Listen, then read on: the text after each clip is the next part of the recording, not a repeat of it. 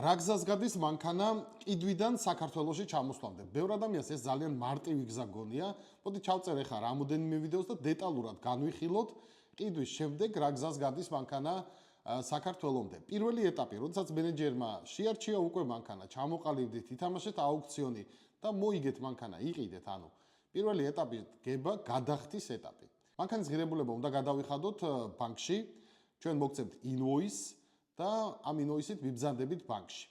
ჩვენ შემთხვევაში ბანკი არ გადაგახდევინებთ არანაირ საკომისიოს, ჩვენ ეს ყველაფერი ფასში გვაქვს ჩადებული ეს ხარჯი, ასე რომ ზოგ კომპანიას აქ ხოლმე როცა გაძლევთ ინვოისს, მიდიხართ ბანკში და ბანკი კიდე დამატებით გახდევინებთ გადარიცხვის საკომისიოს ან რეკონვერტაციის საკომისიოს.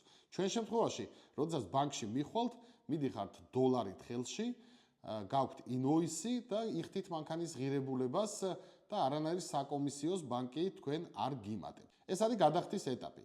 გადახდის შემდეგ უკვე დგება მომენტი, როდესაც ჩვენ მანქანა უნდა წამოვიყვანოთ აუქციონიდან და მოვიყვანოთ საწყობამდე.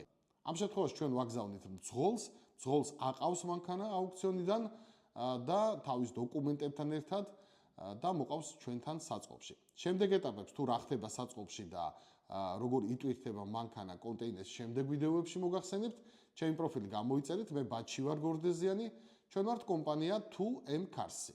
ჩამოყავს მანქანები ამერიკიდან, იაპონიიდან, საქართველოში.